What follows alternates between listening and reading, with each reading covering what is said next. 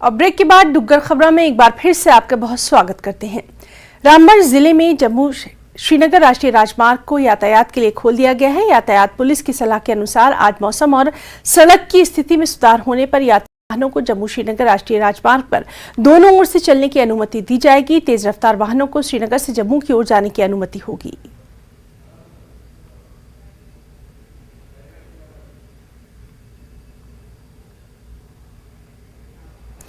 भारत सरकार की ADIP योजना के तहत दिव्यांगजनों के बीच सहायता और उपकरणों के मुफ्त वितरण के लिए कम्युनिटी हॉल डोडा में व्यक्तिगत रूप से शिविर का उद्घाटन हुआ। सामाजिक न्याय और अधिकारिता मंत्री डॉक्टर वीरेंद्र कुमार और धनंतर सिंह कोतवाल अध्यक्ष जिला विकास परिषद इस मौके पर मौजूद रहे।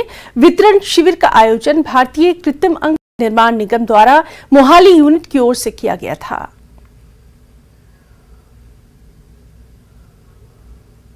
ऊर्जावान ऐसे नौजवान बहनों और भाइयों को जिनकी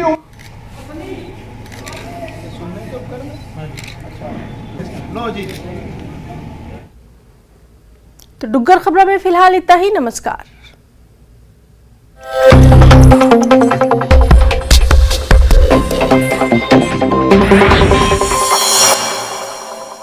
Headlines presented by